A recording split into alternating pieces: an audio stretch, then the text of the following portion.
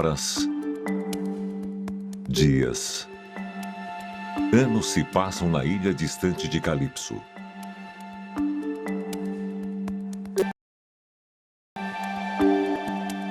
Há 7 anos, Ulisses vive com a ninfa, filha do deus Atlas, longe de Ítaca e da família. 7 anos que esta ilha tem sido todo o universo dele. 7 anos desde que ele desapareceu do mundo dos homens.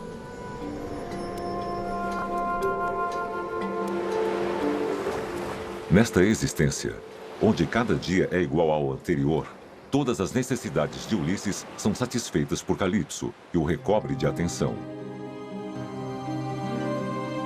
Na caverna florida, que serve como casa a Ulisses, Calipso oferece tudo o que ele deseja.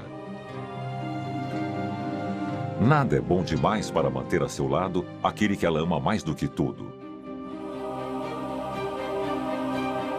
Mas enquanto ele se deleita nesta vida de prazer, um sentimento estranho toma conta de Ulisses.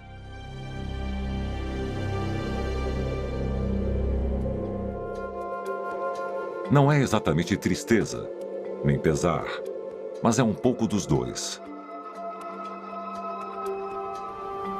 Ele se isola. Passa horas olhando o mar, o rosto sem expressão. Uma estranha dor preenche seu coração. Saudades de casa. Nesta ilha onde todos os prazeres estão ao seu alcance, Ulisses sonha com seu lar, Ítaca, com sua esposa Penélope, Telêmaco. Há um sentimento que é compartilhado tanto pelos deuses mortais quanto pelos homens: o tormento. Como evidenciado pela expressão taciturna no rosto do mestre do Olimpo sentado em seu palácio deserto.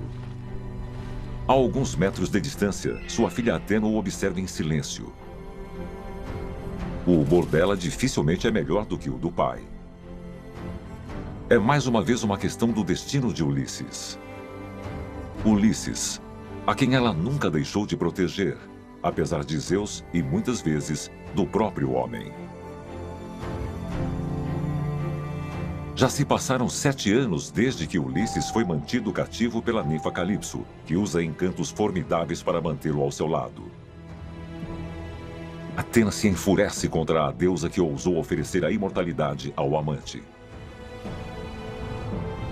Ela extrapolou seus direitos. Calipso é uma deusa, sim, mas não cabe a ela oferecer a imortalidade a um mortal. Nenhum deus tem esse poder, exceto Zeus, o deus de todos os deuses. Afirmar o contrário é desafiar Zeus, o mestre do Olimpo. Zeus explode. Então agora depende de quem vai desafiar mais o mestre do Olimpo. Porque Ulisses, a cada dia que passa, se afasta cada vez mais dos deuses. Ele fala palavras blasfemas contra eles, palavras que nenhum mortal jamais ousou pronunciar. Enquanto isso, Poseidon e Hélio por Ulisses clamam por vingança. Ameaçam Zeus com violentas represálias caso não obtenham satisfação. Essa que é a fonte do tormento de Zeus. A desobediência de Calipso, a ameaça de uma guerra aberta com Poseidon e Hélio, e, mais importante, o estado de impiedade em que Ulisses gradualmente se afunda, enquanto Calipso lhe oferece uma vida de prazeres fáceis. Os deuses devem sua existência à crença dos mortais neles. Se essa crença morrer, os deuses se tornarão impotentes, incluindo Zeus. Ele sabe disso. Atena, mais uma vez, defende a causa de Ulisses, seu protegido. Se os deuses decidissem ajudar Ulisses a deixar Calipso e voltar para casa em Ítaca, ele recuperaria a fé que tem vacilado constantemente desde que deixou as ruínas fumegantes de Troia.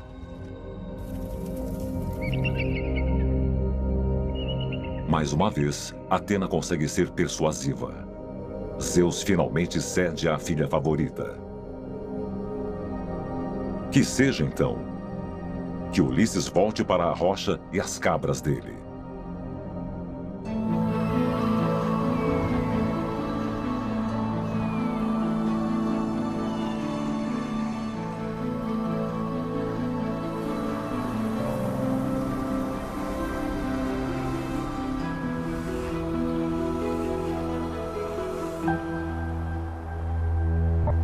Na caverna de Calipso.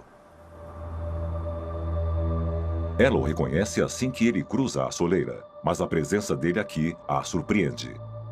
Os deuses nunca visitam Calipso. Hermes conta a ela sobre a missão que Zeus lhe confiou. É por ordem dele que ele está aqui.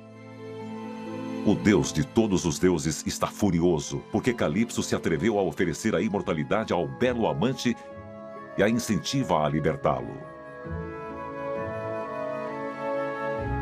Uma profunda tristeza toma conta da deusa.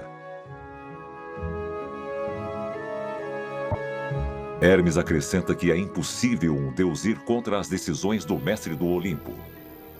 Calipso deve se submeter e deixar que Ulisses volte para casa. As decisões do mestre do Olimpo. Calipso gostaria de responder que estas foram contestadas regularmente durante séculos pela própria esposa dele, Hera, pelo próprio irmão Poseidon, pelos próprios filhos Ares, o deus da guerra, e pelos gêmeos divinos, Apolo e Ártemis, que agora se recusam a aparecer no Monte Olimpo. Todos eles desafiaram as decisões do mestre do Olimpo, mas ela segura a língua. Calipso abafa os soluços. Ela compartilha com Hermes a terrível sensação de injustiça que sente. Não foi ela quem salvou este homem quando ele estava sozinho na quilha, depois de agradar a Poseidon, ainda sedento de vida humana, atingiu o navio com um raio?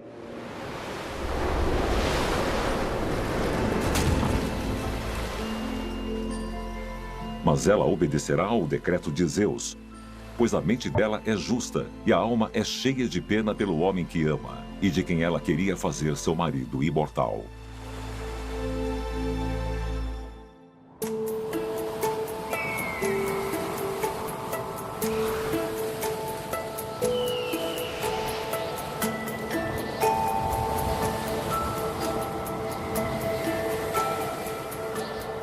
Calipso se junta a Ulisses na praia. Em primeiro lugar, ela diz a ele que está obedecendo à mais alta das autoridades, contra a vontade dela. Mas ela imediatamente o avisa. Se soubesse de todos os infortúnios que o destino lhe reserva antes de chegar em casa, ele escolheria ficar com ela.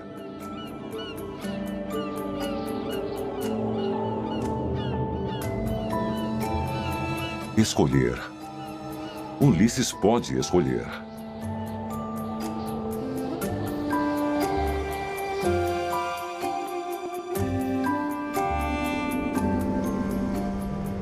A vida é doce com Calipso. Mas ele sente falta da esposa Penélope tanto quanto do filho Telêmaco e de sua terra natal, Ítaca. Então, Ulisses escolhe.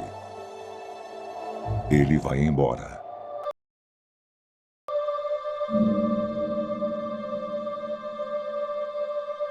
Com o coração pesado, Calipso aceita a escolha do amante.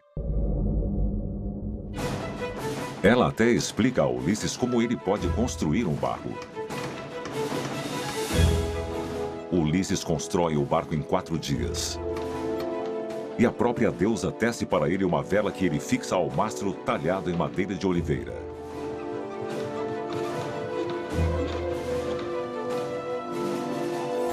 Calipso então presenteia Ulisses com perfumes e comida.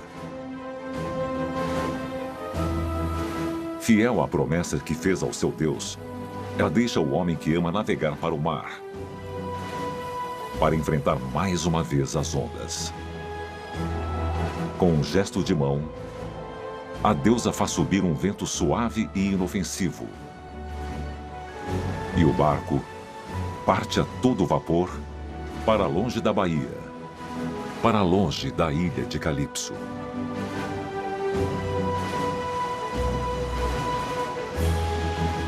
Ulisses está eufórico, intoxicado pela liberdade recém-descoberta. Ele abre a vela para a brisa, fica no leme e o tripula dia e noite. Por 17 dias, ele navega em alto mar. E no 18º dia, o topo das montanhas enevoadas da Feácia aparecem. Ítaca não está longe agora. Da proa, Ulisses examina o horizonte em busca de recifes, serpentes marinhas e outros perigos. Mas nada se mostra além das costas familiares.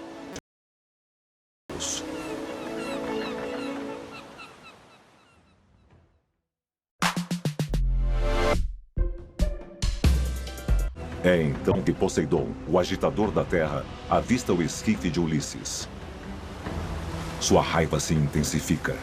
Sua alma ressentida não esqueceu a afronta que sofreu. Erguendo seu tridente, Poseidon cobre o céu e o mar com a escuridão. Ventos fortes começam a soprar ao redor do navio de Ulisses. Logo, a terrível tempestade quebra o mastro e a vela cai nas profundezas do mar. Ulisses fica preso debaixo da água por vários longos minutos.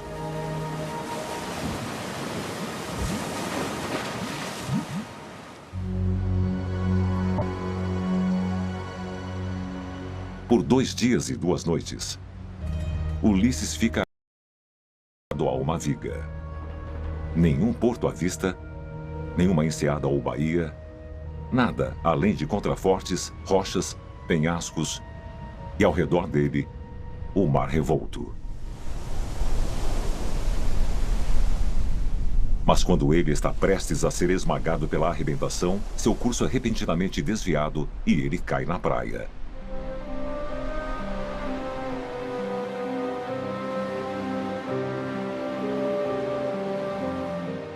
Com a última gota de força, Ulisses rasteja na areia e depois desmaia, exausto entre os juncos.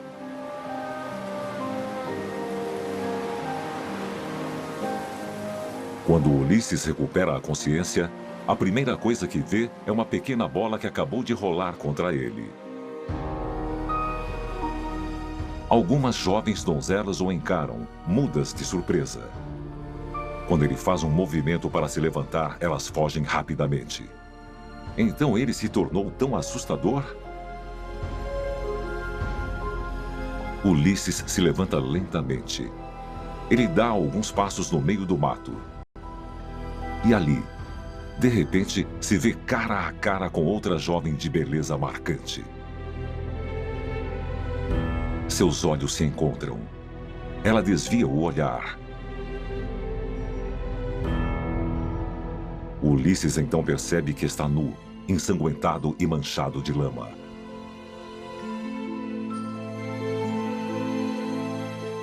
No entanto, ela se apresenta.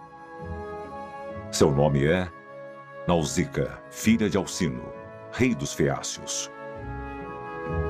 Ela chama a atenção das jovens servas. Este estranho não é um inimigo, senão teria vindo armado, acompanhado de guerreiros.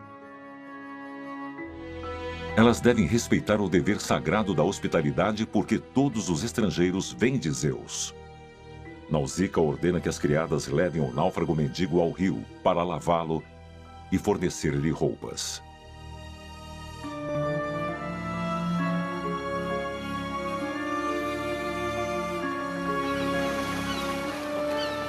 No mesmo momento, um navio navega em direção a Ítaca. É o de Telêmaco, filho de Ulisses. Ele está voltando para casa depois de uma visita a Esparta, para se encontrar com o rei Menelau, herói da guerra de Troia. Mas Telêmaco não se dirige ao porto. Pelo contrário. Ele circula pela ilha porque, no caminho de volta, a deusa Atena apareceu a Telêmaco em um sonho. Ou era Hermes, o deus dos viajantes? Telêmaco não sabe. Ao acordar, lembrava-se apenas de um detalhe. O sonho o informara de que os pretendentes, que sitiaram Ítaca e sonham em ocupar o lugar de Ulisses, decidiram emboscá-lo e matá-lo.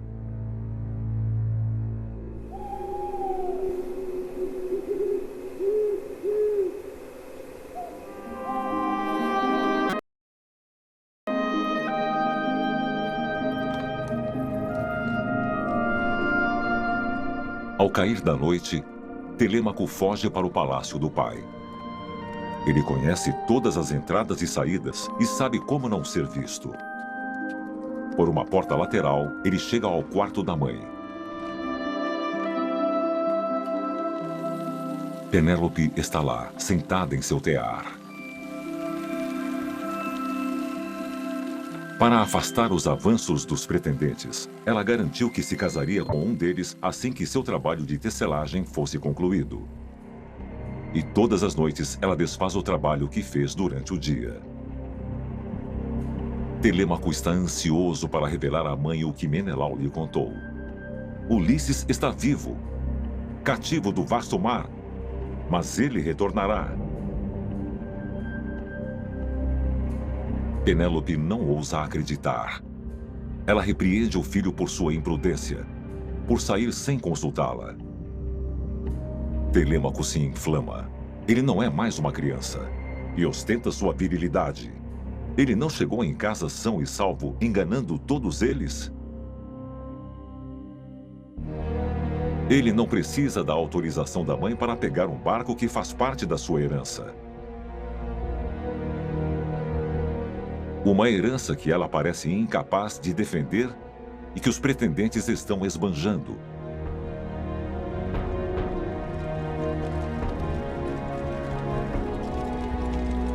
As censuras de Telêmaco são as de sua autoridade como filho de um rei e assumir as rédeas do poder. Penélope entende isso. Ela não diz nada. Ela está preocupada com o destino do filho. Ele deve se esconder e escapar da armadilha que os pretendentes prepararão para ele. Há um lugar na floresta de Ítaca onde ele estará seguro. Ninguém pensará em procurá-lo lá. É um chiqueiro.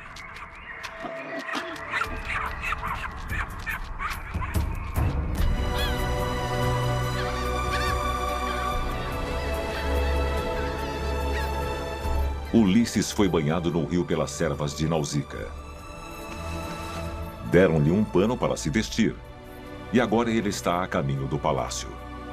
Ele tem que convencer o rei Alcino a ajudá-lo a voltar para Ítaca.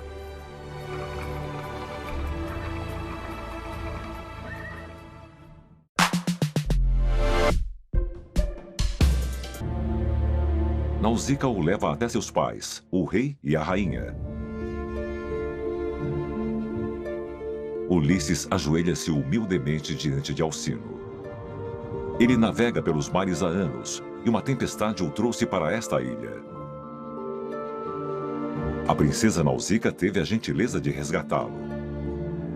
Agora ele só tem um desejo: voltar para sua terra natal o mais rápido possível. Talvez, porventura, o rei Alcino possa ajudá-lo. Alcino convida o náufrago a comer à sua mesa, de acordo com as leis da hospitalidade. Mas durante o banquete, Alcino estuda o estranho com desconfiança. Quem é ele? De que terra ele vem? Quais são suas verdadeiras intenções ao vir até aqui? Quanto a Ulisses, ele tenta pensar em um plano que lhe permita ganhar a confiança do rei.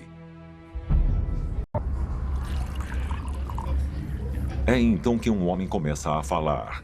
Ele é velho. Ele é cego. Alguém sussurra seu nome no ouvido de Ulisses. Ele é um Aedo, um poeta da cidade de Quios. Com voz suave, ele começa a contar aos convidados a longa história da guerra de Troia.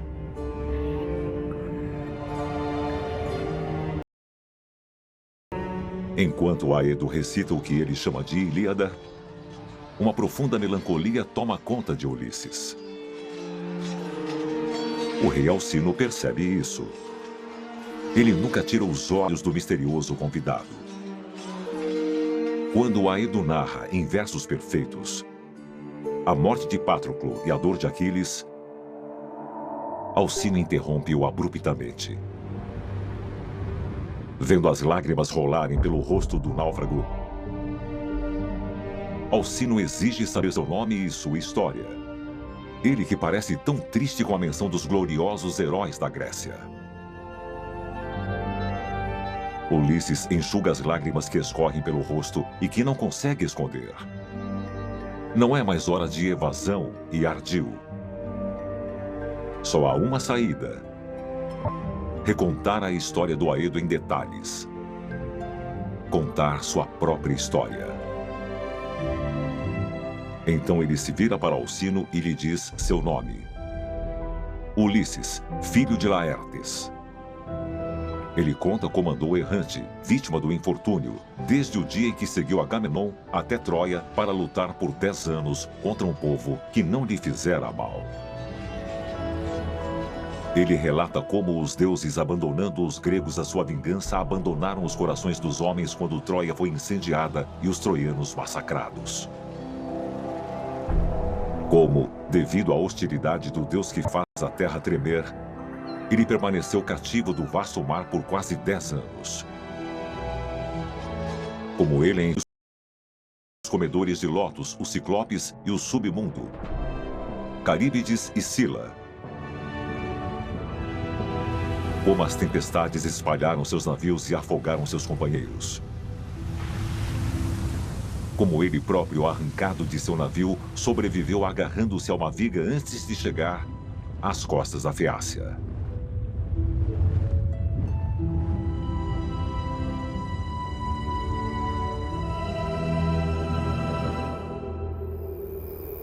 No final da história de Ulisses, um silêncio pesado preenche a sala. E a expressão de admiração e incredulidade pode ser lida em todos os rostos. Alcino declara que Ulisses não deveria mais vagar sem parar. Este herói, cujo nome chegou aos seus ouvidos há muito tempo, já sofreu demais. Ele convida todos os príncipes da Feácia, reunidos ao redor da mesa, a cobri-lo de presentes. Roupas, ouro, prata. Ele tem mais do que merecimento.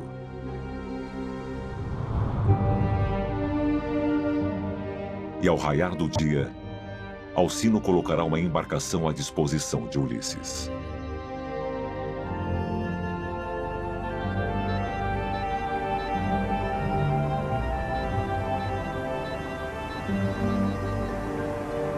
No dia seguinte, ao amanhecer, todos se apressam para o navio do rei Alcino. Caixotes de pedras preciosas, bronze e ouro, comida e vinho foram ali depositados. Ulisses agradece a seus benfeitores e sobe a bordo.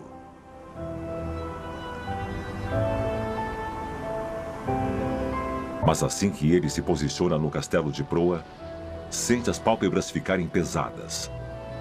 Ulisses tenta lutar contra isso, mas o sono, mais uma vez, leva a melhor sobre ele. É um sono profundo, como a quietude da morte.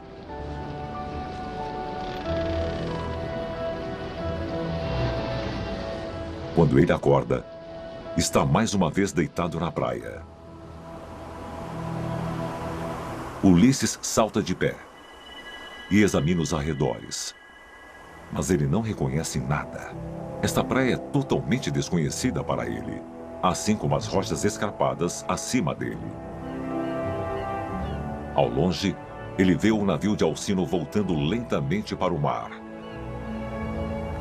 Ulisses explode de raiva. Os feácios o enganaram. Eles não o levaram de volta para sua terra natal como haviam prometido. Eles o abandonaram em uma ilha deserta. Ulisses, mais uma vez, está sozinho. Rejeitado pelos deuses. rejeitado pelos homens.